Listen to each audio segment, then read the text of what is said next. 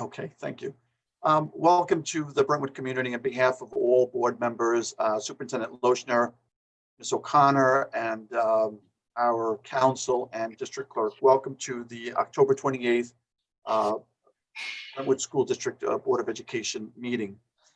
Just so that everybody is aware, we are going to go into exec session and hopefully come out at 6 p.m.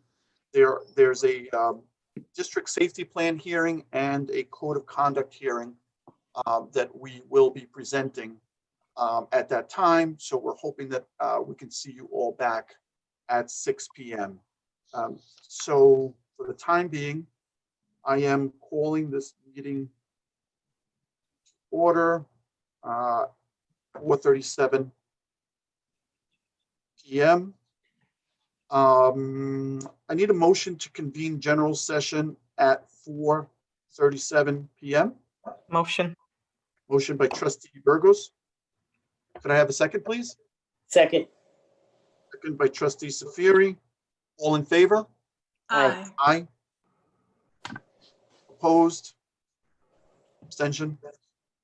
Okay, so now I need a motion to recess general session and convene into exec session at 4:38 p.m.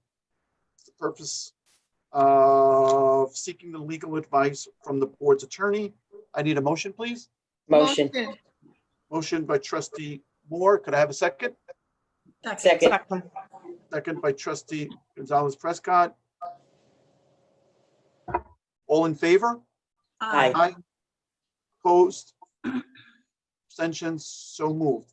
So to the Brentwood community, again, we'll be back at 6 p.m. and hopefully no later than that. Thank you for tuning in. See you in a little bit.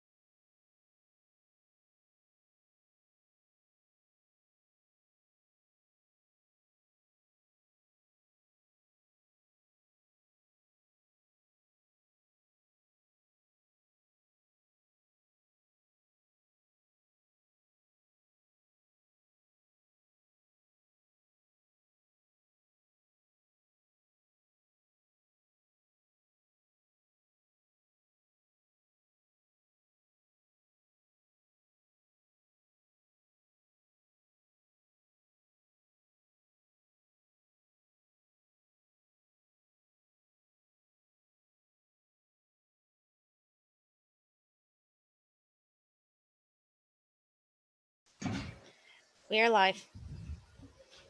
Welcome back to the Brentwood community on behalf of the board and our administrators. What we're going to do now is, I wanted to know if it were possible, the board would entertain, well, let's start by with the pledge to the flag. Can I ask everybody to please stand for the pledge? I pledge allegiance to the flag of the United States of America, to the republic for which it stands, one nation, under God, indivisible, with liberty and justice for all. So I was going to ask if we could take care of some of the business items that we have before we did the public hearing. There are 2 items on our consent agenda. Mr. Lochner, I do believe that we have Dr. Akil, Superintendent Akil. Will she be joining us? Yes, Dr. Akil and Byron McCrae will both be here. Byron will be making the first presentation. Okay, so if we can, everybody has their agenda in front of them. And what we're looking at is our consent agenda. B2A as proposed on the agenda. I need a motion. Yeah. Motion. Motion by trustee Gonzalez Prescott. I need a second, please. Second. Second by trustee Moore. All trustees, if we could have the microphones on while we're doing the voting. Okay, all in favor? Aye. Aye. Opposed? Abstentions? So moved. Now we're going to page 2. At the top, separate voting items. D1A, it's a rather lengthy resolution. D1A as proposed on our agenda. I need a motion. Motion. Motion by trustee Safiri. I need a second. Second. Second by trustee Burgos. All in favor? Aye. Ms. Gonzalez, I couldn't hear you. Aye. Aye. So moved, 6-0-0. All in favor, opposed, abstentions? Okay, so moved, 6-0-0. Now we're looking at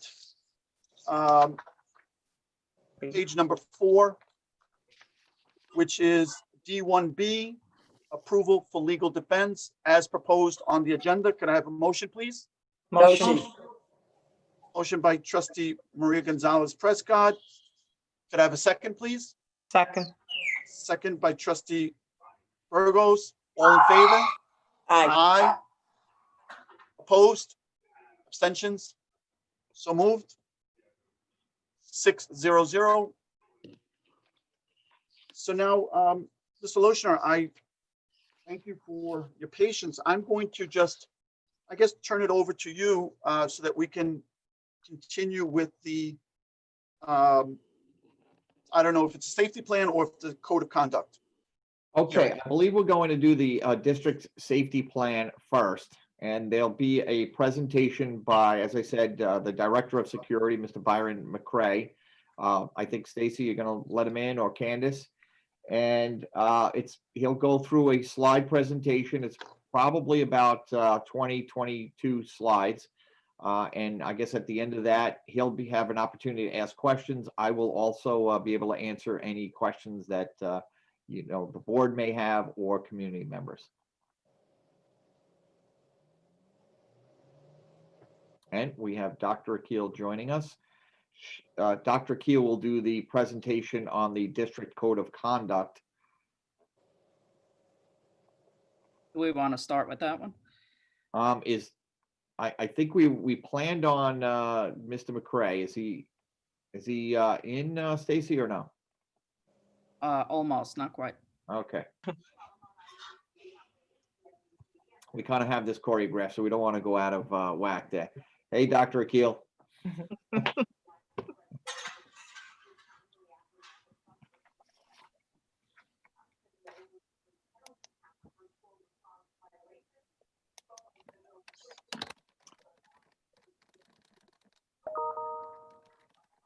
I should, as we're waiting for, Mr. McCray, I do want to thank Dr. Akil. She's obviously in charge of policies and has spent a tremendous amount of time on the safety plan as well as the district code of conduct and lots of other policies that have been popping up, over the last few months. So I want to thank her very much. Puts a tremendous amount of work into, making sure that our policies are appropriate. And, I'm excited to hear her presentation on the code of conduct. But we're still waiting for Mr. McCray, for our Director of Security.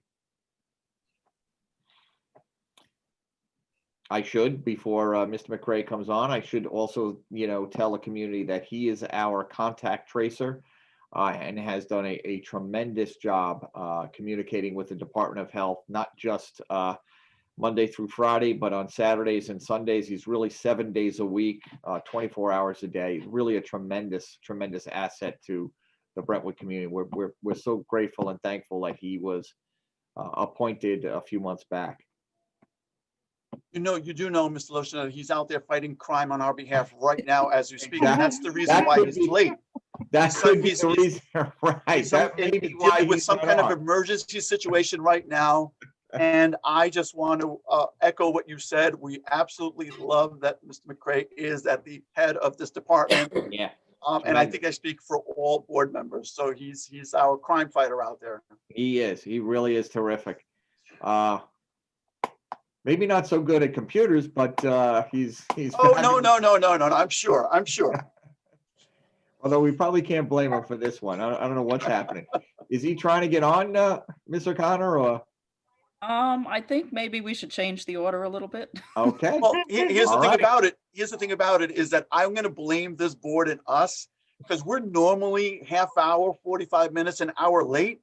So we'll own it. He wasn't expecting that we were only going to be True. 5 minutes late. Okay. Probably. Dr. Akil, are you ready to go? Is that possible? Yes, we're ready to go. Thank you so much.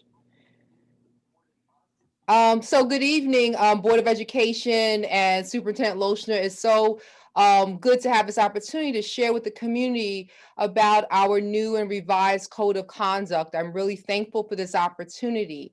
Ms. O'Connor is going to share the screen and we're going to go through the slides to just give everyone an opportunity to understand the code of conduct. Every year, the Board of Ed reviews this code, but it's only when there's significant changes to the code that we actually have what is called a public hearing. And that's what we're doing right now. We're giving the public, the community, students, parents, and staff members in education an opportunity to hear about the code, to be informed, as well as to provide some input. So I do believe there's opportunities to provide input either through the chat or an email to our district clerk, and we'll respond to your questions as we receive them. So I'm going to go through to the next slide and talk a little bit about the actual purpose of the code. So the first thing I want to start with is just reaffirming that student discipline is really a part of learning. So we think about our own experiences as young people, when we were younger people, we all made mistakes. And so we would want our students to know that one mistake doesn't define their career in education. So we don't want to separate student discipline from, and that's why I said discipline and support, from the learning experience. It's all part of learning. So the goals for our code are that students are going to learn how to take responsibility for their behavior. That as a part of this, they would also we would foster empathy and concern for others. They'd have the opportunity to learn from their mistakes, as well as reflect and acknowledge any harm that their behavior may have caused others. So really our purpose is to not just produce excellent scholars, but also civically engaged, responsible neighbors and stewards of our community. Next slide. So again, a graphic that just shows that everything that we're doing is really for the students' benefit. So as being a part of this process, discipline, school culture, it's really all about having the students, giving them the opportunity to learn how to manage emotions. Those are lifelong tools that they'll have to carry with them in their careers moving out of Brentwood. They would also have the opportunity to develop more care and concern for others, possibly establish positive relationships, learn how to make responsible decisions, and also to handle frustration, challenges, and anger in an appropriate manner. Next slide. So I want to talk a little bit about this shift that Brentwood has been making towards a more restorative approach to discipline. There are a range of consequences and a range of approaches to discipline. But over the last 3 years, under the leadership of Superintendent Lochner, we've made this shift to a more student-centered, relationship-centered focus on discipline. Now, that doesn't mean that there aren't times where we still have to administer more punitive forms of punishment. But what we've been doing through some philosophical as well as procedural changes is we've been looking at how can we bring students more into this process, be more preventative, come up with interventions that would allow students to stay in school, reflect on their behavior when possible, and not be excluded from the educational system. So our school discipline policies support students and teachers, and our goal is to ensure that everyone is treated with dignity and respect. In our view, discipline should be restorative and solution-oriented. There should be an opportunity for learning, and there have been lots of opportunities for learning, and students would have the opportunity to think about, what could I have done differently in this situation? And again, we want to really equip them with the tools and the skills to be proactive and manage their emotions in the future.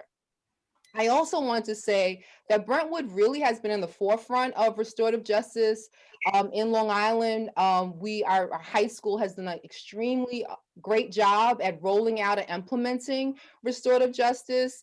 And so we have been asked to share some of our successes in this area. So I want to congratulate all of our teachers and our leaders, but I also really want to acknowledge the hard work of the Freshman Center and the Brentwood High School in this area. Next slide. So again, if you haven't heard about restorative justice, this is just some more information about the use of informal and formal practices to deal with misconduct. So we try to address and be preventative by building relationships and creating a better sense of community to prevent conflict or wrongdoing. And in this process, we also hope that every student would have at least one person that they could go to, one caring adult that they can go to in the school community that they could speak to if they're having concern or conflict before it escalates. This is not a new practice. It's not something that Brentwood has created. It is part of a national movement. It actually started with Indigenous peoples, the idea of creating a circle to deal with problems. And so there's a lot of research that shows that when you implement restorative justice, you actually can reduce harmful behaviors, reduce incidents of bullying and crime, because now students see that they're part of a community and they're less likely to engage in behaviors that would harm community members. So it is a part of our belief and our philosophy. And again, it's centered on building relationships, establishing understanding and trust, creating a sense of community, and really strengthening the bonds between staff members and young people so that young people can make better decisions in their daily lives. Next slide. So last thing I'll say about restorative justice is that, again, it's about building those positive relationships, working with students, as opposed to doing something to students, even if there's an instance where we have to administer discipline. They are part of the conversation.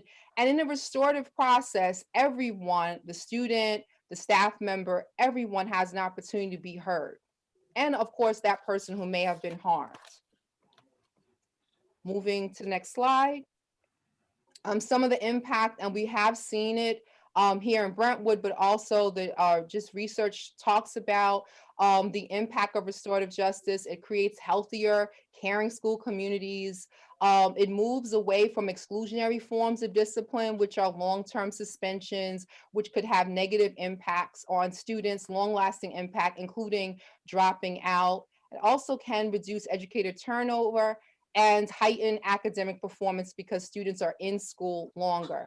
And finally, it can reduce the perception of bias and over-discipline, particularly for students of color. Next slide. So getting back to our overall frame around the code of conduct, everyone has a role to play, and students not only have responsibilities, but they also have rights in our school community. So some of their rights are to participate in all of our district activities, regardless of their race, ethnicity, national origin, gender expression, sexuality, or disability. They also have the right to present their version of events to school personnel, particularly if there's an incident. And they have the right to know what are the school policies, regulations, or rules that govern their lives. And there's some of the responsibilities, and of course, this is not exclusive, exhaustive list, but they have a part to play in contributing to a safe and orderly school environment, to abide by district policies and rules, to attend class on time and ready to learn, and work to the best of their individual abilities. We also expect that students are going to follow directions given by a staff member in a respectful manner. Next slide. During our online virtual learning experience, new for all of us this year, we also have expectations for students in the virtual space as well. So we expect that students, if they're at home, remote, or hybrid, that they're going to attend class on time and be visible if possible. We like students to have their cameras on so we can sense if there's a problem, a challenge, if they have a question, and they can just really be engaged. So if they have that capability, that is something that a lot of staff, a lot of teachers will expect and encourage students to actually be visible. We ask that students keep their microphones muted unless they're being asked to speak. We ask that they not engage in chats that are not a part of that particular class session.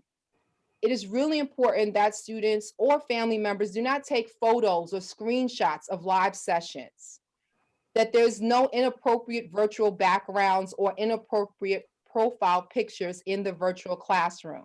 So in essence, we're asking students to behave just like they were in the physical setting.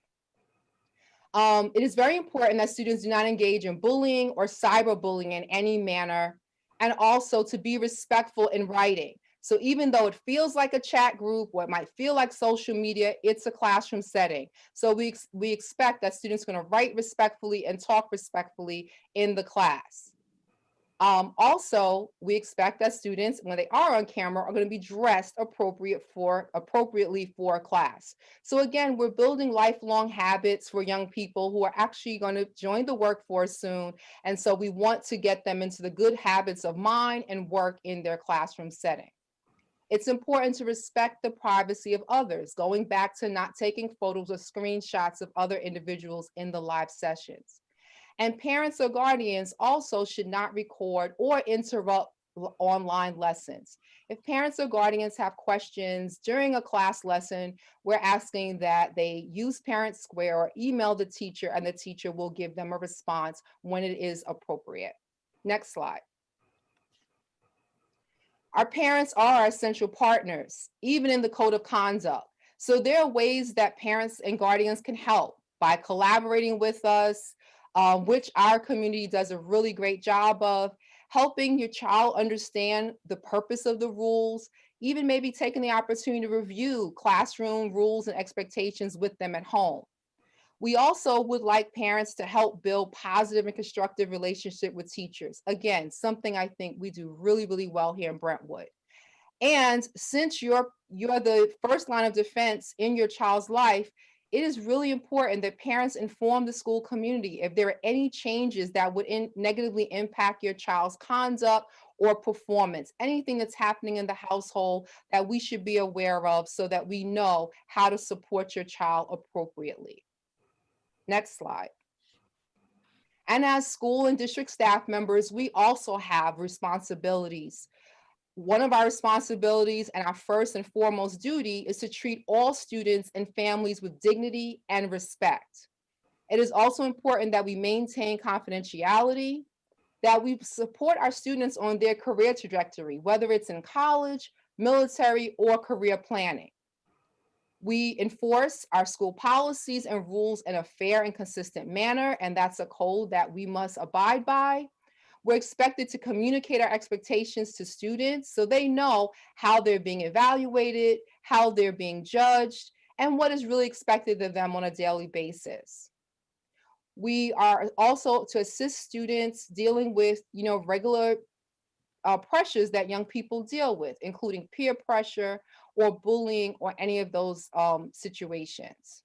And it's everyone, every staff member, not just the teachers, but every adult who works in Brentwood has a responsibility to ensure that schools are safe, that they're inclusive, and that all learners are free from harassment and or bullying.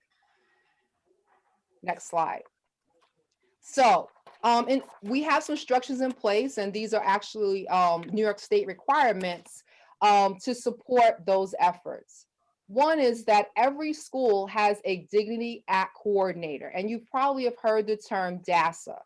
And so that person's name and information should be prominently displayed in every school. It's usually the assistant principal or the principal. And that person's role is to promote a safe and orderly environment, to coordinate any anti-bullying activities at the school level, but also, and probably most importantly, to monitor, report, and investigate any issues of harassment, whether it's against a student or a school employee. Next. So one of the expectations that we have for students is regarding their dress. While we love free expression, we want to make sure that every student who comes to school is dressed in an appropriate manner for the school setting. And so some of the things that we're expecting students to do is wear footwear at all times. And this is actually for our students' safety. Now, this is new this year, but we're expecting that all students are wearing masks as required by school administrators. And again, I might add, our students have been wonderfully compliant in this area. So we really want to congratulate all of our students and families for enforcing and supporting this mandate. We want to ensure that all undergarments are completely covered by your outer garments. And I think that's very clear. That students are not allowed to wear hats or head coverings unless it's part of a religious tenet or there is a medical exception that is granted to that particular student. Additionally, students are not to wear clothing that promotes negative ideas about other groups of people, promotes alcohol, tobacco, illegal drugs, or any items that are known to be associated with gangs. So here's some other things. And again, this is not an exhaustive list. It's a brief summary of some of the things that are the non-negotiables in our school community and that we expect all students to abide by. So not to read them all, but obviously acts of violence are not permitted. Weapons, threats, stealing, harassment, bullying, or hazing are not permitted. And we've already talked about substance abuse, but even those substances that may be legal, including in some instances vaping or cigarettes, those items are actually not permitted on the school grounds. So not just inside the school, but even on buses or any of the school functions, after school, extracurricular activities, or any district premises, these items are not allowed. And I wanted to also mention the importance of making sure that we're engaging in safe behavior on the school bus as well, because that is, when there's unsafe behavior, you can actually impact the lives of many, many people on a school bus and those who are driving as well. So that's an important rule that everyone must follow. Next slide. As I mentioned, when I spoke about the restorative practices, we are shifting and there's a ladder of consequences. We like to give students first an oral warning, and whether that conference is with a teacher or with a teacher and a student or the parent is involved, there's always going to be some progressive discipline. So unless there's, one of those really important and non-negotiable items involved, like bringing a weapon or a threat of violence, we usually try to engage in a progressive discipline in all of our decisions. Following that, there's a written warning to all. And so a student or family member might receive a letter that explains what the consequence is or what the infraction is.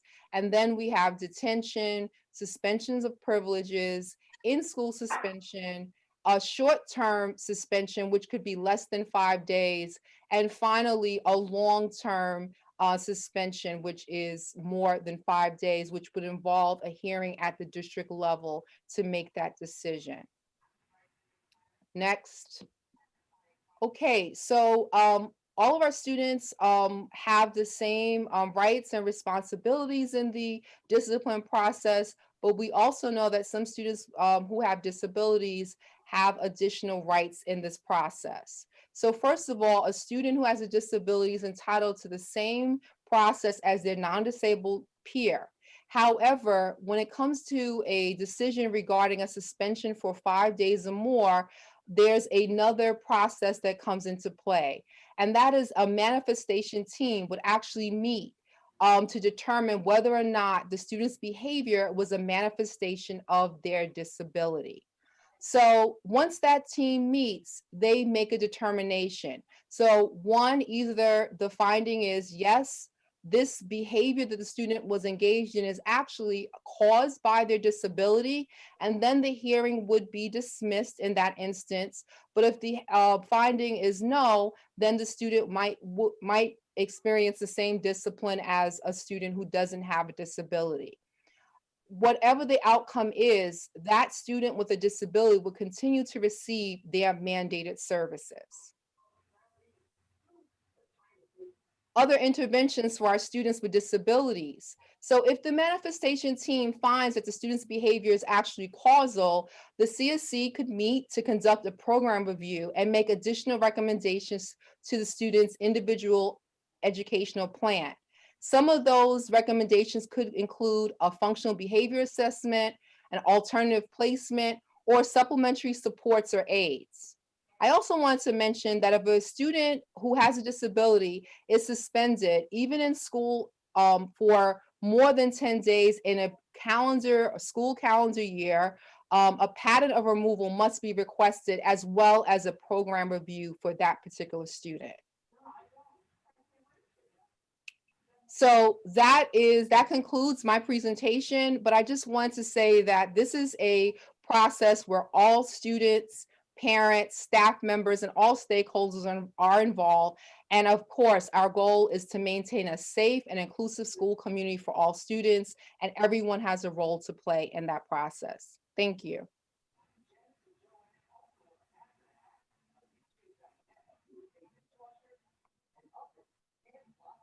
Thank you, Dr. Keel, for that presentation. I do believe that we have a question and answer period right now. Does the board or do any of the members have any questions for Dr. Akil on this presentation? No, thank you, Dr. Akil. That was very thorough. Okay, I'm also looking at the chat on the English chat bar for the YouTube video that we have out there. We don't have any questions from the community. So Dr. Keel, thank you very much for that presentation. Thanks, Dr. Keel. Thank you. And I also will be around for the second presentation, and I'd like to support my colleague in that one as well. But thank you again for the opportunity. Oh, you're more than welcome. Thank you very much. So I think we have our next presenter here, Mr. McCray, who's the person in charge over at security and our, I had described you earlier, Mr. McCray, as Brentwood's very own crime fighter. And we know that you were dealing with an emergency situation when you weren't available for the video. So you don't have to explain. We can read the report in the morning, or you can call Mr. Lotion later on tonight. Are you ready for your safety presentation tonight? Yes, I'm ready. Okay. All right. So basically, we're going to go over the emergency response plan for 2020, 2021. I'm going to refer to the plan as the ERP. First thing we want to just, next slide. First thing we want to go over is why the district is required by New York State Department of Education to develop a safety plan, which is including preventing violent incidents, identifying potential hazards, coordinate local and county resources, establish protocols and chain of command, and informs the community if an incident should take place and keep them updated. Next slide. The incident command is pretty self-explanatory. It's the superintendent, director of security, assistant superintendent, and then the district public relations. This is basically the format issued through the incident command system 100, and it breaks down in case of emergency, who would take charge and who's second and third in command. And this is the breakdown. Next slide. The district safety team. The district safety team, basically, we met the first in October 8th of this year to start working on developing the safety plan. I've met with Dr. Keel on so many occasions to try to get this plan ironed out, and additions were added towards the completion of the emergency plans, which we'll go through later on. And, you know, we had to add protocols dealing with COVID-19. Next slide. On September 7th of this year, Governor Cuomo signed into law, basically adding a portion of the safety plan, including dealing with a pandemic or some type of communicable disease, and a plan on how to deal with that situation district-wide, and this is for all districts throughout New York State. Next slide. Now, preventive measures. We develop preventive measures in the district, and this is what the staff's being trained on. It's emergency response training, CPI, which is nonviolent crisis intervention training, CPR AED, communication, and bullying prevention. Next slide. These are preventive measures for staff training as well. This is for the buses. They're mandated 8-hour pre-service and basic training class. They have an annual 2-hour mandatory refresher course, physical performance test, active shooter, which deals with the buses, bloodborne pathogens, and sexual harassment. Next slide.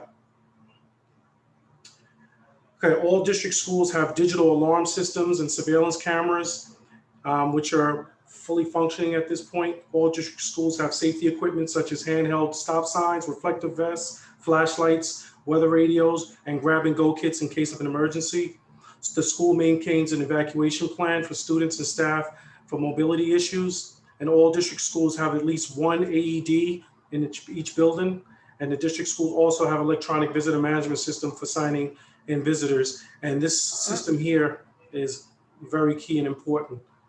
Okay, staff and secondary students are issued identification cards in order to easily identify them. Students at the high school use their identification cards to enter through scholarship. Schools are we have virtual meetings with the students because of course, because of COVID-19 and the restraints that we have right now. Everything is mostly moved to virtual. School leaders in office and school safety meet with student focus groups regularly throughout the school year to elicit safety concerns and share information about safety. And all schools conduct 12 drills yearly, including 4 lockdown drills. Next slide. All students have access to guidance counselors, social workers, psychologists who are trained to identify and address harmful student behaviors. All schools have building-based teams such as pupil personnel team to address and plan interventions for students, and also offers a dropout prevention guidance counselor and a homeless liaison and social worker who is responsible for supporting the district's family center. Now, some crime preventing and youth development. These are different groups that we use throughout the district, you know, to help with the development of our students. It's community school at the freshman center, our response to intervention, positive behavioral intervention and supports, the GREAT program, Friendship Club, the PAL, which is the Police Athletic League, Athletes Helping Athletes, Restorative Practices, Strong, My Brother's Keeper, and Girls Inc. Due to pandemic restrictions, of course, many of the programs have shifted to virtual. Next slide. This is our school resource officer, Al. He's very instrumental in helping us deal with situations that take place in the school. He's not just here as a crime fighter. He's actually here to, facilitate positive interactions with the police. Alvarado graduated from Central Islip. He's from El Salvador, was in the military, worked with NYPD, and has been in the community for 7 years, and a father of 3 children.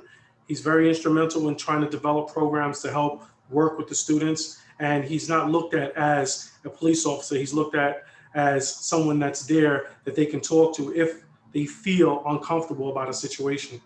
Next slide. Contact tracing. This is something that was added to the district this year to help combat, COVID. This is another preventive measure that we added. It's run by the district school safety director and the medical director. And what they do is basically identify, or if they receive information that someone's positive in the district, they troubleshoot and make sure everyone's quarantined or isolated that should be. And also every contact tracer is trained at the Johns Hopkins University with 8 hours worth of training. Next slide. Now, this is in response to an active acts of violence. Staff and students are required to tell school administrators about threats and violence to themselves or others on school property. School leaders investigate all reported threats of violence. The police are called if we feel that it's an imminent danger. All schools have dignity for all students, an ACT coordinator who investigates allegations of bullying, harassment, and/or discrimination. Next slide. Responding to active threats of violence includes lockdown and lockout. A lockdown is when the threat is in the school. A lockout is when the threat is outside, and we secure the perimeters of the building so that just in case the threat is nearing the school, the building's secured and they can't access the school. Next slide. In the event of a bomb threat, the threat is usually, or kidnapping, we usually contact the Suffolk County Police Department. They will basically orchestrate what to do, and we'll be there and back them up 100%. And they basically let us know, the school leaders, what they need us to do to assist them in dealing with the situation. Next slide. Okay, recovering from an incident that is disruptive to our school environment, we conduct initial assessment, call for pupil personnel providers, identify PPS lead, consult with school-based crisis team, and establish communication plans. Next slide. When planning for a response after an incident that significantly disrupts the school, the goal is to return to normalcy as quickly as possible. Next slide. Communication with parents and guardians. This is the way we communicate in case of an emergency or we're trying to get some information to the community. We use Parent Square, Connect Ed. We use the website, Facebook, and the original way backpack letters. Parents will be notified about threats of violence in their children's school as soon as practical. Information regarding incidents may be limited to the directive of law enforcement. They're the ones that dictate how much information should be given out because they have an ongoing investigation and they don't want the community to be aware of how they're conducting their investigation. Next slide. In the event the district has closure, this is the protocols that's required by the governor's new plan that has to be added to the school safety plan, which is our ERP. We have to appoint essential employees who need to come in even if schools are closed, even if the governor requires school closure. We have the superintendent, assistant superintendent, director of special services, director of operations, coordinator for security, coordinator for buildings and grounds, human resource and payroll, food service manager, and coordinator for attendance and registration of principals. A lot of people ask, why is a food service manager important? They're important because they have to facilitate the food to make sure our students, when they're not in school, are still getting fed. Next slide. Oh, this is prevention. Just in case the superintendent deems necessary, he can bring in assistant principals, department heads, curriculum coordinators, head and chief custodians, security supervisors, and front office clericals, and confidential clericals. Next slide.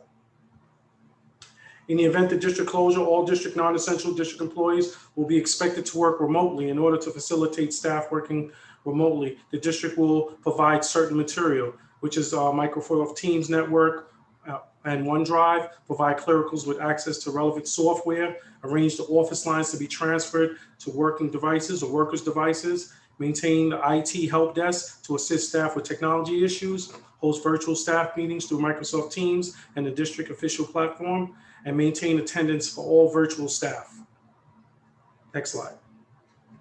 These are digital resources. It's the New York State Center for School Safety. This is a very helpful resource. The Department of Homeland Security for New York State also has a website, and we have the Homeland Security website listed here if you need to look for additional resources. Next slide. Thank you for the members of the district-wide safety team. This is the district-wide safety team that's listed here. I just want to give credit to Dr. Keel. She worked tirelessly on getting this done, and we met several times to make sure that all these school safety plans were updated on time or in a timely manner.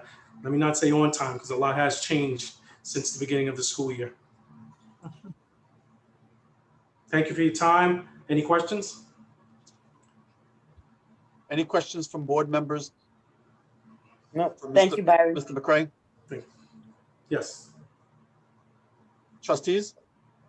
No, No. No, no, thank you. Mr. McCray, can you take a moment and can you tell us what the environment is like currently in our buildings from a security perspective? I know that the number of incidences, it has to be down just because of the model that we have. I know that that there's less students, less personnel in the districts. Can you just comment on that, just to give board members and maybe the community, an inside view of what how our buildings are functioning?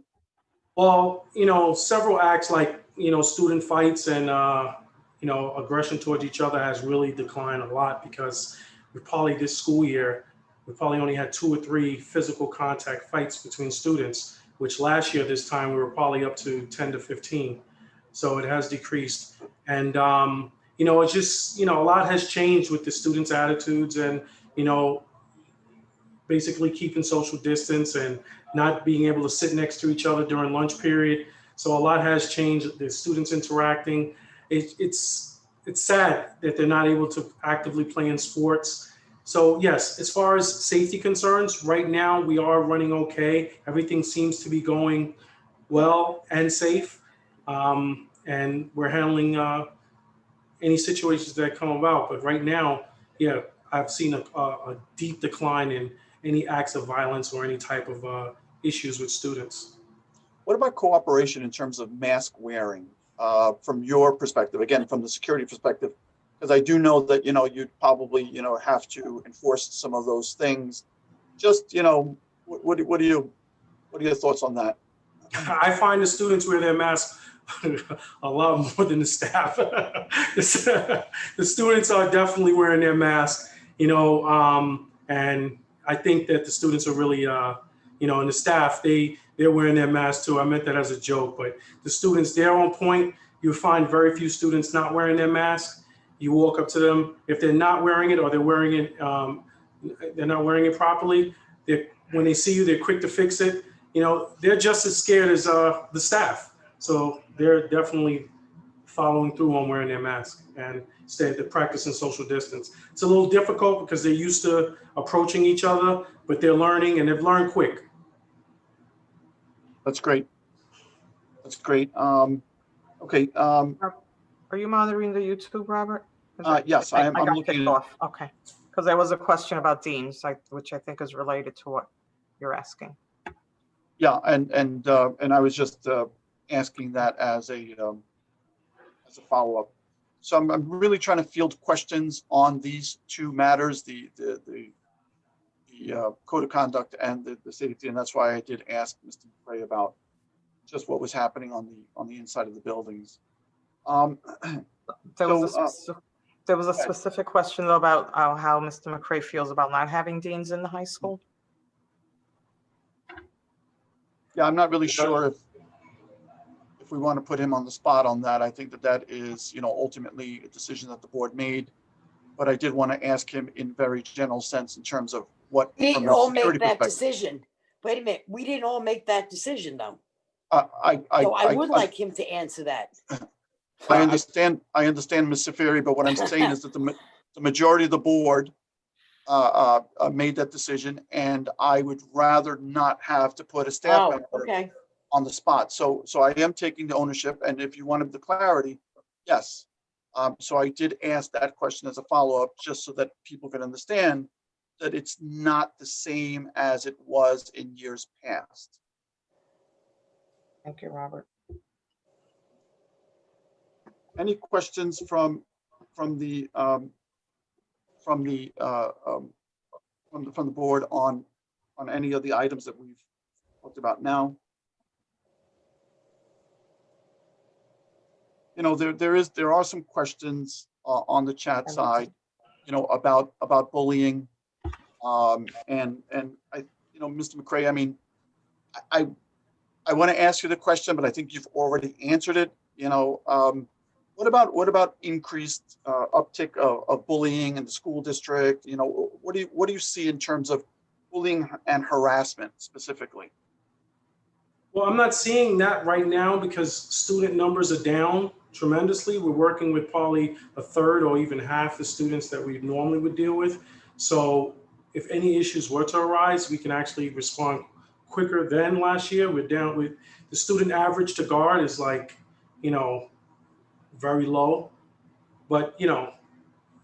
Yeah, I could speak to that as well. Thank you. Luciano. You know, I actually, as a superintendent, I actually sign off on every single out of school suspension. A copy of the letter gets sent to me, and I can't even begin to tell you how dramatically down it is. It really, I think I've only signed maybe about 6 or 7 out of school suspensions for the entire district. We're talking, you know, almost 20,000 students. It's really remarkable. So the amount, and as Mr. McCray said, the amount of bullying that's occurring in classes, it's really dramatically reduced. We do have, as he said, probably about 1/3 of the school population in every single building. So there's an incredible space between students in the cafeterias, which, you know, sometimes that could be a rough spot for, you know, middle school or high school students. And the cafeterias, they're extremely spread out and dispersed. So there's really very little, you know, chance for something to occur in that location. And I think, you know what, I think the overall tenor of the schools is really incredible. I think the kids are learning quite a bit through this pandemic, you know, whether they wanted to or not. I think the tolerance level of each of, by every student for each other is really tremendous. I mean, we're all suffering through really one of the worst times in any of our lives. And I think that we've pulled together for that. And I think they appreciate what everybody's going through. So I think the incidences are dramatically down. I haven't seen anybody really being bullied. I haven't heard of anything. I'm sure it is occurring occasionally, and I'm hoping that administration is handling that very quickly, as well as teachers, you know, which they're very adept at doing. But you know, overall, it's been a heck of a school year in those terms. Mr. Loshina, may I just make a comment? When I visited the schools, the vibe was so completely different. Mhm. It almost seemed as if, you know, where are the students? The teachers seemed so much more relaxed, and even the students that were in school, they were really, you know, concentrating on their work. And I've heard just some other teachers that things are so calm in the schools because of, you know, a lot of the students are learning virtually. Yeah, I mean, that has, you know, definitely had an impact on what's taking place in the school. I mean, I have to be honest with you. I mean, it's you know, I miss, you know, some of the energy. I've read across Right. the country, you know, schools are experiencing this. You know, the kids they're wearing face masks, they're in class, they're separated from their peers. You know, I think we're doing a tremendous job trying to, you know, make it as inviting as possible. I think the principals and the teachers are doing a great job trying to really liven the place up. But to be honest with you, I miss Yeah. the joy on kids' faces. It's kind of hidden sometimes under their masks. And I can't wait till the day comes that we can take off our masks. We can see each other's expression. We can, hear kids giggling a lot more and enjoying themselves. I think they're doing a tremendous job. I really do. But I miss the old days, and I can't wait for them to come back, because I think that's all part of the socialization and the enjoyment. I hope we get there. For me, I'm in classes every single day. I think it's just wonderful to see our kids, but I do miss that energy, and I'll take a few more suspensions. But I just, if we can get that energy back, and I think we will. I think we just have to get used to our new normal. It's very, we're all very conscious of the safety and being careful with the kids so we don't potentially spread the virus. I think we've done an exceptional job with that. As Mr. McCray said, and Dr. Akil, the kids are exceptional at wearing their face masks. I want to applaud the kids and their parents who have clearly really taught them the importance of wearing the mask for themselves, but also for, their classmates and their teachers. I think they've done an exceptional job that way. So we're very proud of them, how they've handled that.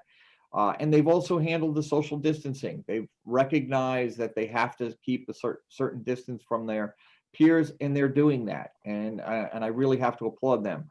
But as I said, I can't wait to the day where we can, we really can go shoulder to shoulder. And we were in we had over at East Middle School today, Ron Hudson's son gave a fabulous presentation, and it really was a fabulous presentation, but it was so much different than in years past. We had the kids sitting socially distanced in the stands, whereas we probably could have had 200 kids in the stands. We might have only had about 30.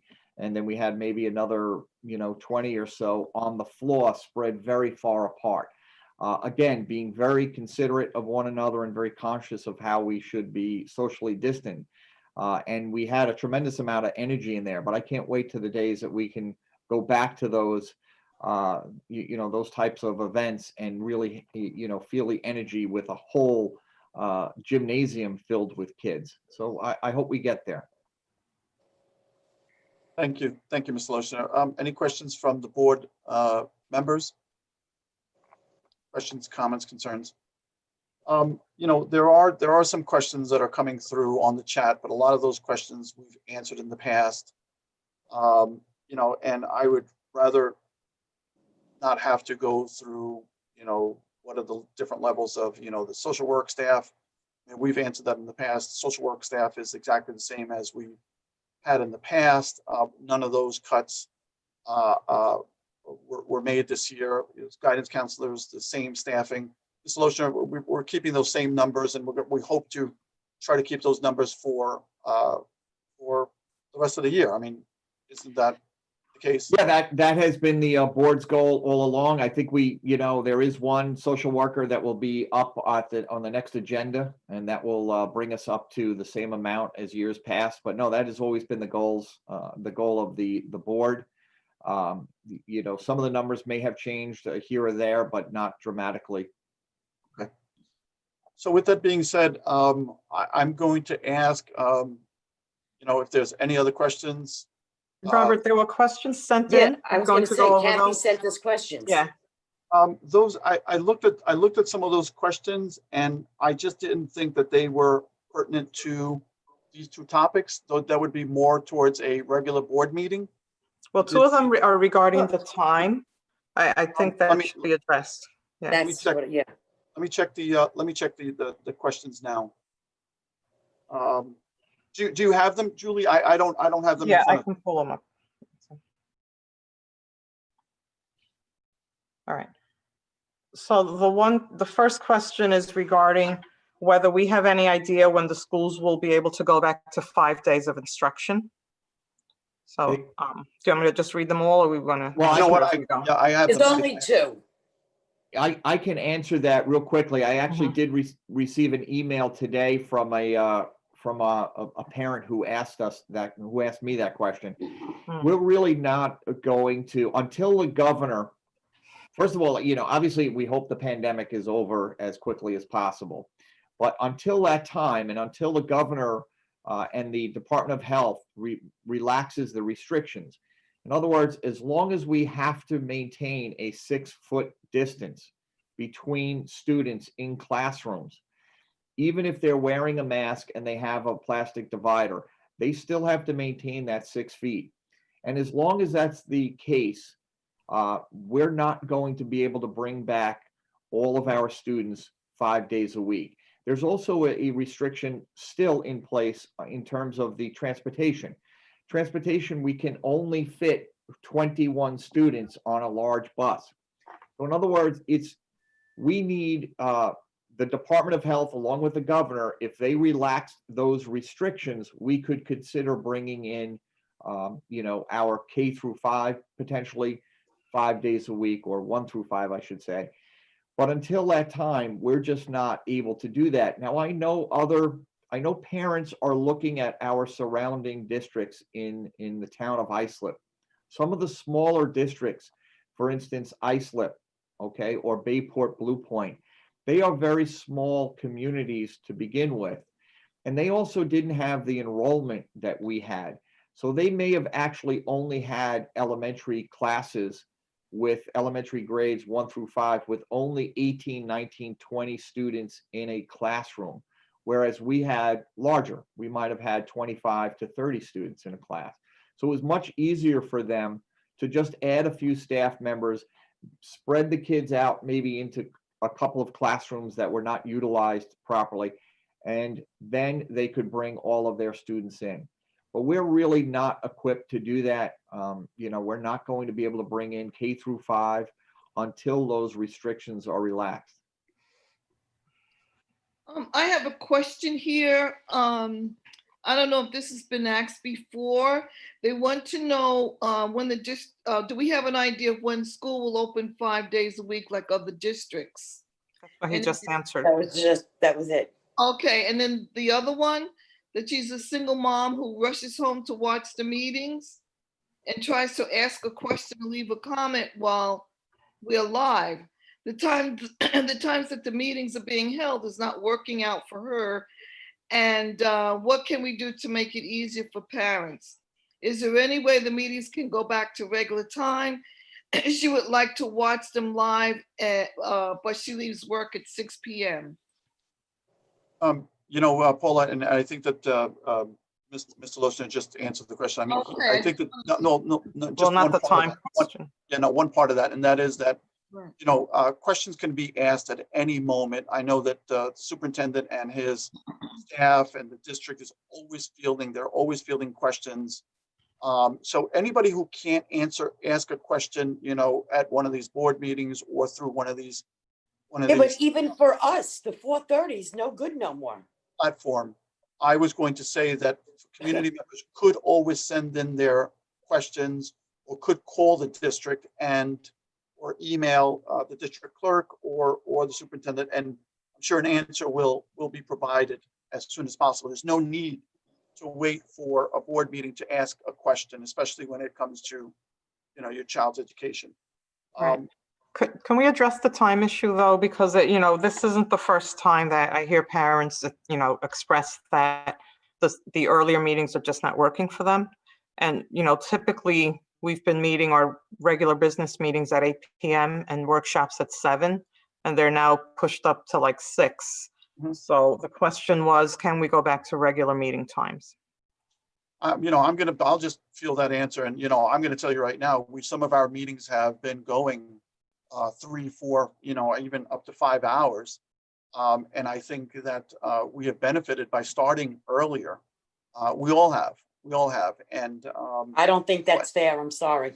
and the one thing that does come that's a positive through all of this is that, these Zoom meetings are all recorded.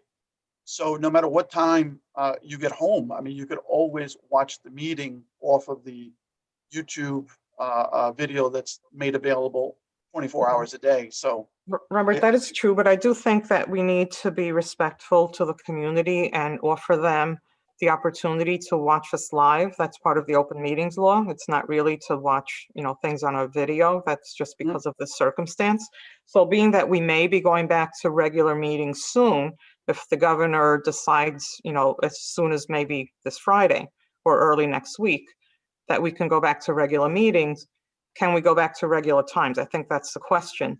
And I know that I have expressed in executive session, not in public, that we should stick to the meeting times on the calendar that have already been preset and people are planning their lives around that.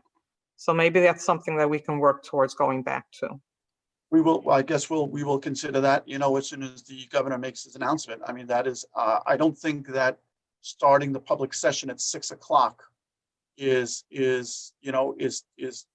terrible. I think that for anybody who is Yeah, but trying what to get about it, for us? We But were we're hearing from committed parents to a that it is certain not time. good. Maybe not terrible, but it is not good for, just that from a parent's perspective, I can't see, and I did it. Thankfully, I'm not in that place anymore where my children are small enough that I have to, I'm not in that place. But it's hard for parents who work till maybe 5 or 6 o'clock to come home and sit for a meeting where their children are waiting for dinner or to do homework or do other things. Mhm. So I think that's part of the reason why we have traditionally had our meetings later, to give parents that time in between to take care of what they need to at home. So I think even if we don't go back to in-person meetings, I would really like to advocate for going back to 7 or 8 p.m. meetings. and that's just to something that make the it board will easier. consider, I'm sure. I'd like to. So would I. Any other questions from board members? Any comments, concerns? So listen, so on behalf of the entire board, I'd like to thank Dr. Akil and Mr. McCray for their presentations tonight. Wonderful job. And of course, thank Mr. Lochner and Ms. O'Connor for all their efforts in the district. With that being said, I would like to see if there is a motion to adjourn tonight's meeting. Motion. Motion by trustee Gonzalez Prescott. Is there a second? Second. Second by trustee Safiri. All in favor? Aye. Aye. Opposed? Abstentions? So moved 6-0-0. Thank you to everyone for their participation, and I hope that everybody has a wonderful night. Thank you now. Good night. Good night. Night now. Good night.